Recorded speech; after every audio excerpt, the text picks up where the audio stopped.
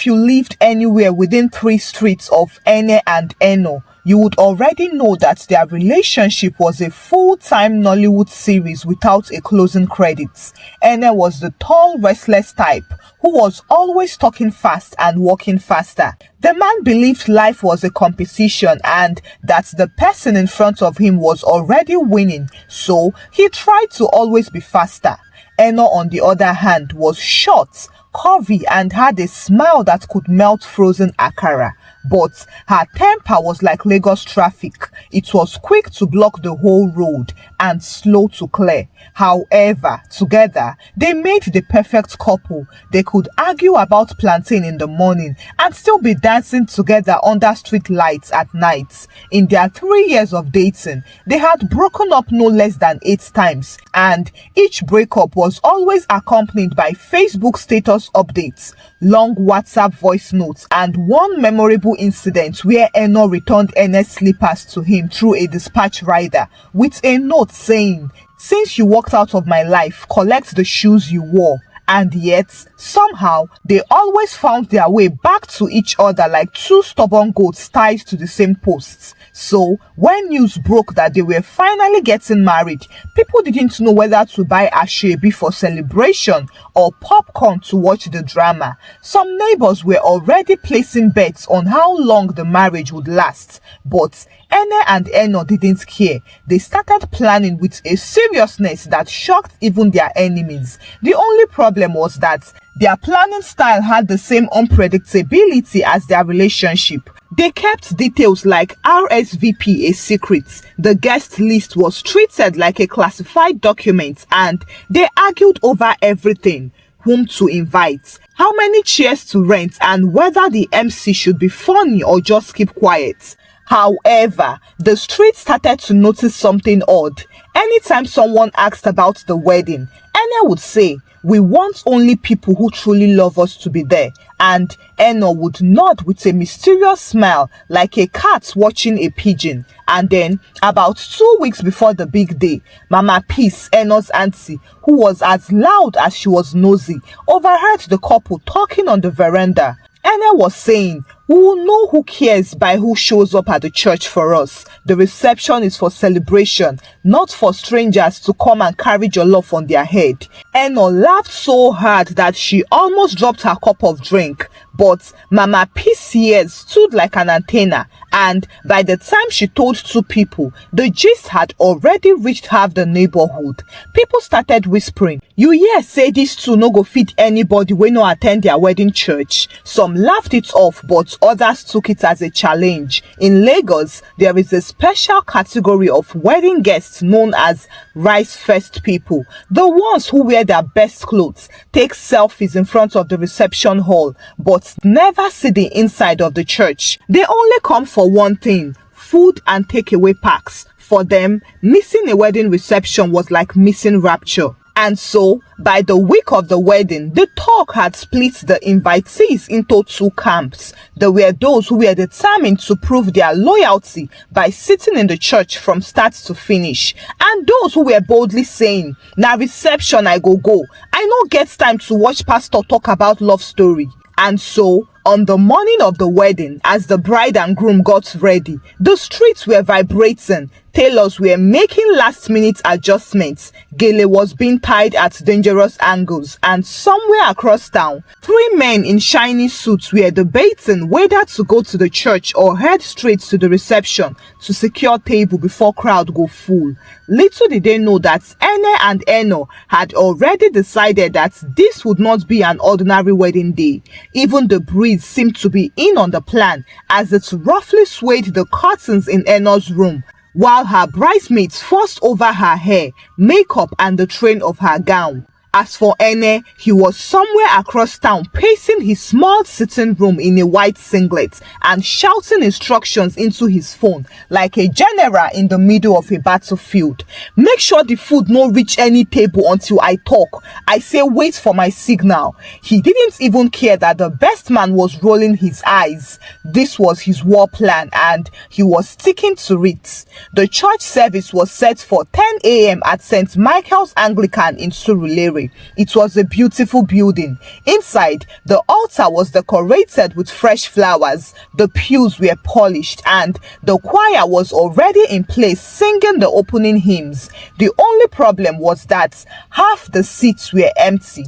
Elderly church members filled the front rows. A few loyal friends of the couple sat in the middle, and at the very back, one uncle was already nodding off in his suit, but outside was a different story entirely. Across the street, the reception hall, which was a massive space decorated in gold and white, was already buzzing like a beehive.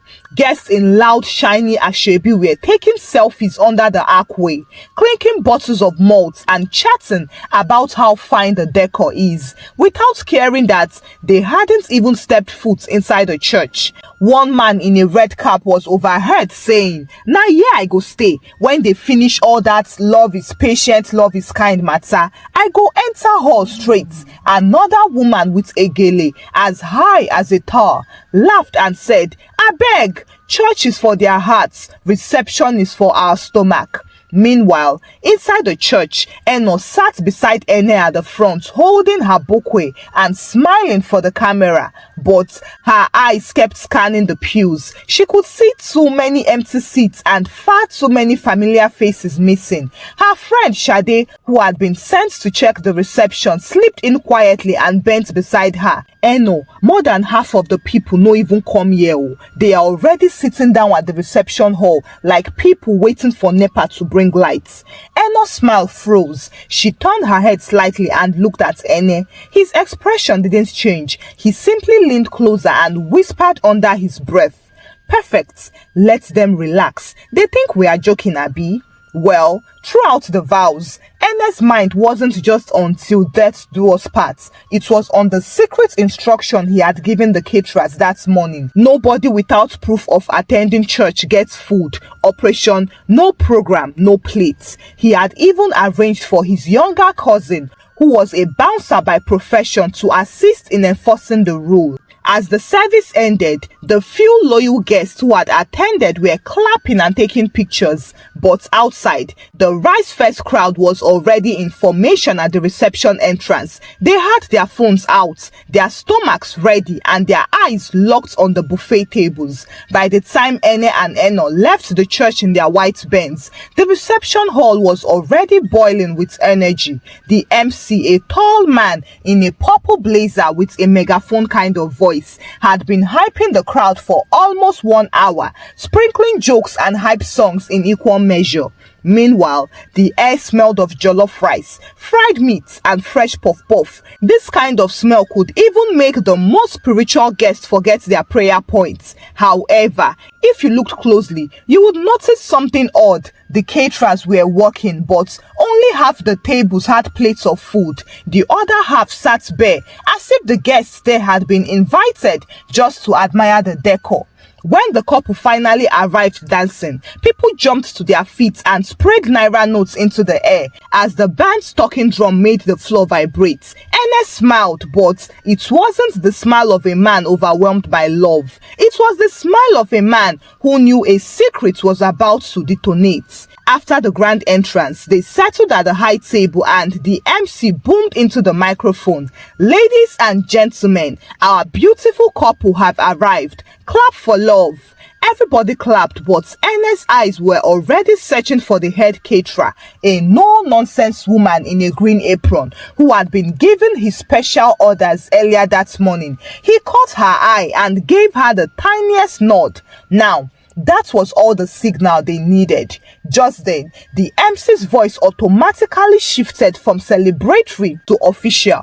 "Please, for smooth coordination, we'll start serving food now. However, only those who attended the church service will be served first. Kindly present your church program to the ushers at your table. If you don't have your program, please wait patiently until after the first round of service." The silence that fell on the room was deep enough to hear a spoon drop. At one table near the back, a man in a strong agbada laughed nervously and whispered to his friend, "Did you hear that? Is it a joke?" At another table, a woman with an umbrella gele was already fumbling in her bag, praying that she had mistakenly picked up somebody's program. A young guy in sunglasses muttered, "Which kind of policy be this? Na exam hall?" However, the ushers who had been briefed in secret began moving from table to table. Those with programs were given immediate green lights, while those without were told politely but firmly to wait. At first, the food line moved quietly, but then whispers started. The whispers soon became murmurs, and then the murmurs became full-blown grumbling. One man stood up and confronted the usher. "So, because I no sit in church, I no fit chop? Abeg, serve me jollof before I go vex." But the usher smiled sweetly. "Sorry, sir, no program, no plates." From the high table, Enkay was sipping his drink slowly and watching the drama unfold like a man enjoying a football match. Enkay leaned in and whispered, "Your plan is working, oh." At the back, some guests without programs began sneaking towards the buffet table, trying to blend in with the qualified guests, but the caterers were hawk-eyed.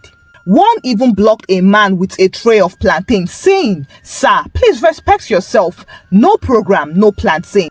And by the time the first round of food was served, half the hall was happily eating while the other half sat in hunger, shame and disbelief. And just as tempers began to simmer dangerously, Enkay decided it was time for the second phase of the plan, a move that would turn their frustration into chaos. The second phase of Enkay's plan was not written anywhere in the wedding program. Neither did it come with any announcement, but it was the part he had been waiting for all day. By this time, the no program, no plate policy had done its job. The hall was divided into two clear territories: the kingdom of the fed, where the guests were laughing loudly, licking turkey bones, sipping cold drinks, and even asking for second rounds, and the Federal Republic of the hungry, where guests sat stiffly with forced smiles, holding empty cups, pretending to be deeply interested in the table centerpiece,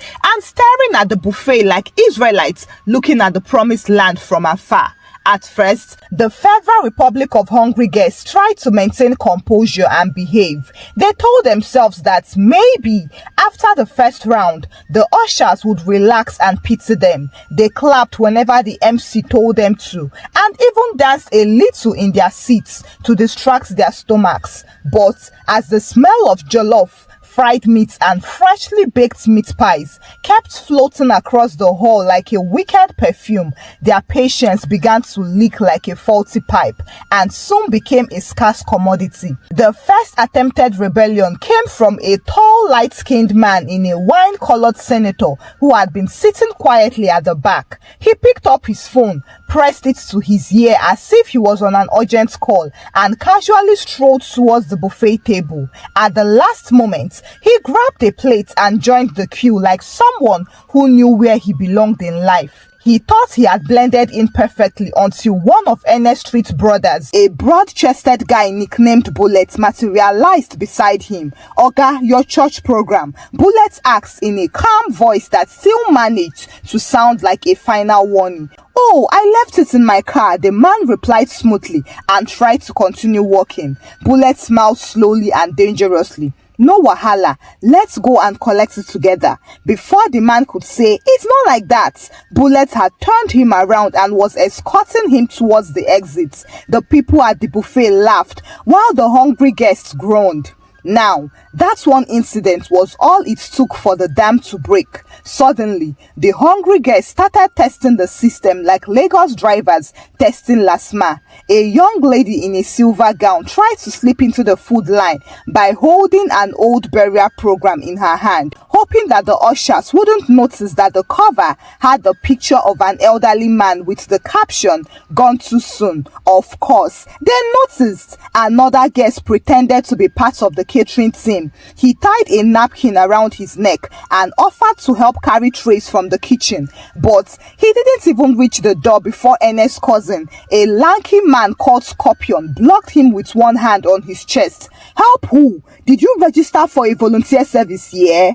However, the loudest rebellion attempts came from a teenage boy who decided to climb the back of the stage, pretending he wanted to fix the microphone for the MC. His real plan was to drop down behind the buffet table and start serving himself before anyone realized. Well, he didn't even get to touch the cake table before two of Ene's boys grabbed him in the air like action movie stuntmen and marched him back to his seat. Ene and his team were fully prepared for them, and every failed attempt was entertainment for the well-fed guests who were now openly watching the hungry ones like a live comedy show. The MC also took it further and started making announcements. Ladies and gentlemen, please celebrate this man. He came late for church but early for rice. Oh, clap for this auntie. She forgot her Bible but remembered her cooler. Laughter shook the hall, but on the hungry side, pride was boiling. Finally, a group of uninvited friends of a friend decided enough was enough. They pushed back their chairs, marched towards the buffet and began shouting, "Now public event be this. Food no be your personal property. Everybody get right to chop."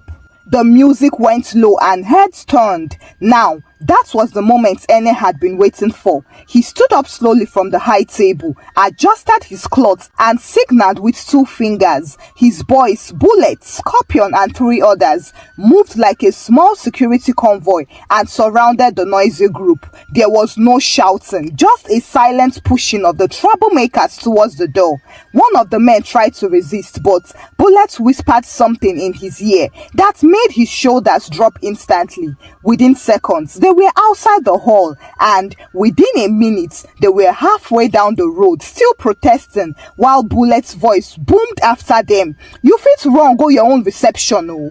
Phones were out everywhere, and guests were recording from different angles. Some were choking with laughter, while others were shaking their heads in disbelief. When Ene returned to his seat, Eno leaned in mischievously. "You are enjoying this too much, oh." Ene picked up his fork and stabbed a piece of fried plantain. "They think wedding is only for takeaway, abi? Today, we will educate them." By the time the commotion settled, the remaining unserved guests sat like statues for the rest of the wedding. Their eyes were fixed anywhere but the buffet. Nobody dared tried any stunts again, but their silence wasn't surrender. It was the kind of silence that came before people carried any matter to social media. And they would. Oh, they would. By Sunday morning, the wedding had transformed from a personal celebration into a nationwide gist. It started when someone uploaded a 30-second video on Facebook showing Ene's boys dragging out the noisy group from the reception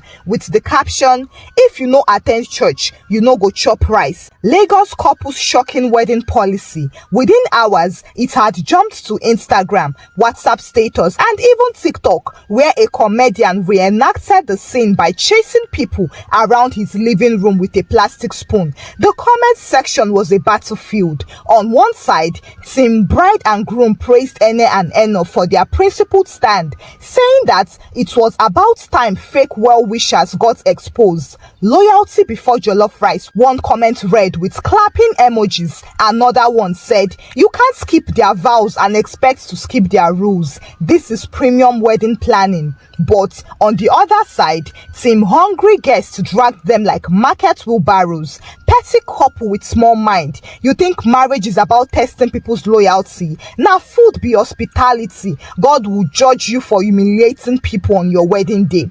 And by afternoon, Twitter had joined in. Someone posted a split image of Ene smiling at the high table and an empty buffet plate with a caption, "The face of the man who just weaponized jollof rice." That post alone got over 5,000 retweets. But the real fire came from family.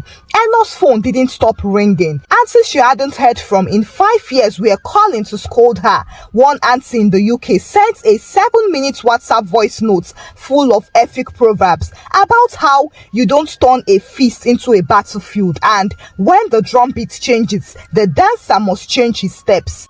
Ene's uncle, a church elder, came straight to their house that evening with a deep frown that could plant maize. Ene, so you chased guests from your wedding? In my time, even gate crashers left with food. This your generation has no shame. Ene tried to explain, Uncle, these people didn't even enter the church. Oh. They were sitting at the reception like vultures. We can't feed people who couldn't spend 1 hour of prayer with us. His uncle shook his head and muttered, and now you have made enemies who will never forgive you. Hope your rice was worth it.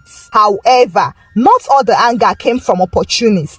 Some genuine invitees who had missed the church service for genuine reasons felt deeply humiliated. There was the old family friend from Ibadan who had been stuck in standstill traffic for 3 hours only to arrive and be told that he needed a program to eat. There was Eno's former lecturer whose car had broken down on 3rd Mainland Bridge. Both of them left quietly, but words later reached the couple that they were very offended. Meanwhile, the caterer who had been contracted for more plates than were actually served found herself staring at coolers full of untouched food. But Ene, who was still in full control of the narrative, told her, don't waste it though. Pack everything for the choir and the church members who came. The leftover feast was delivered to the parish that evening, complete with turkey legs and bottles of malt, earning the couple applause from the pastor. But instead of it repairing their image, it only deepened the wound for the unserved guests who were close to the couple. To them, it was proof that the couple had chosen outsiders over them. By nightfall, the hashtags #RiceGate and #ChurchBeforeChop were trending. A parody account called No Program, No Plate was posting memes of weddings with captions like Matthew 4 verse 4, man shall not live by bread alone, but also by church attendance. Ene found the whole thing hilarious. He sat on the couch scrolling and laughing hard. Babe, we are famous. Look, someone made a cartoon of us chasing people with a ladle. But Ene wasn't entirely at ease. Just look at you. You are laughing now, but some people will never forget this. Even our family. You think everyone will be joking? Wait until they invite us for another thing. 3 months after the wedding, the storm of gossip had begun to settle, but the particles were still moving quietly beneath the surface. Ene and Eno thought that people had moved on. They would see familiar faces on the streets, exchange greetings, and even laugh with some of the same guests they had stabbed on their big day. But what they didn't know was that some wounds were not bleeding anymore. They were just waiting for the right weather to open again. And that right weather came on a Saturday when Eno's auntie Patience, the same one who had skipped their church service but came to the reception in head-to-toe sequins, was throwing a grand 60th birthday party at a popular event center in Yaba. The invitation was flashy, gold embossed, and accompanied by a voice note from Auntie Patience herself. You people must come. Oh. This one will be hot with live band, buffet, small chops, everything. Ene and Eno didn't even think twice. They dressed to impress. Ene wore a sky blue agbada that was so sharp it could slice bread, while Eno wore a glittering gold gown with matching head tie. They arrived fashionably late, expecting the usual fanfare of latecomers getting the best seats. But from the moment they stepped into the hall, something felt off. The place was filled. The music was loud and the smell of fried rice, peppered goat meat, and freshly fried spring rolls wrapped around them like a warm blanket. Yet somehow, no usher came to greet them. In fact, nobody seemed eager to direct them to a table. They had to find 2 empty seats squeezed between a group of strangers. Anna brushed it off. No problem. We came to celebrate, not to sit in front. But then he noticed something stranger. The waiters were moving around with trays of drinks and small chops, and miracle miraculously. They were skipping their table every single time. At first, Eno thought it was a coincidence. She raised her hand to call a waiter, but the young man smiled tightly and said, "Sorry ma, we are serving in order of attendance." Eno froze. That sentence sounded way too familiar. Sure enough, 10 minutes later, an MC with a booming voice took the microphone and announced, "Please, as instructed by our celebrants, those who attended the Thanksgiving service earlier today will be served first. Kindly present your church program to the ushers." The room erupted in laughter, but this time, it wasn't innocent laughter. Ene could feel eyes turning towards them. Eyes that remembered no program, no plates. Some were even pointing at them. One man at the next table said loudly, "Now so them do us for their wedding now. God don't catch them today." Ene's face grew hot and Eno's smile stiffened into something that looked as if she had just beaten raw pepper. The turkey laps, steaming jollof rice and the chilled drinks, everything went to other tables while their table remained a barren land. They tried to play it cool, pretending to scroll on their phones while plates of food passed them like angels passing the house of Egyptians during Passover. But it became unbearable and Ene leaned towards Eno. "Let's just go, this is childish." But before they could stand, Auntie Patience herself came over in her flowing lace. Fanning herself dramatically, she bent down and said sweetly, "My children, I hope you understand now. We have to honor those who honored us at the Thanksgiving. You know, loyalty before rice." Her eyes sparkled with wicked satisfaction. Ene swallowed hard and Eno's nails dug into her clutch purse. They both forced a laugh, nodded, and sat there for another hour with empty plates because leaving too quickly would make it obvious that they had been hit where it hurts. Well, by the end of the party, they left the hall without tasting even a cube of puff-puff. On the drive home, the car was silent for a long time, and then finally Ene said, "This is the last time we'll play smart with food at any event. The street always remembers." Eno sighed. "We taught them a lesson, but today they showed us that the exam has a part 2. Meanwhile, back in her reception hall, Auntie Patience was sitting at her high table, eating the juiciest piece of turkey and smiling to herself because revenge had never tasted so delicious. Thank you for watching the story. Kindly share your thoughts about the story with me in the comment section. Share the story out with your loved ones and give the story a thumbs up. Subscribe to this channel if you've not done so by now. Until I bring another story your way. Bye!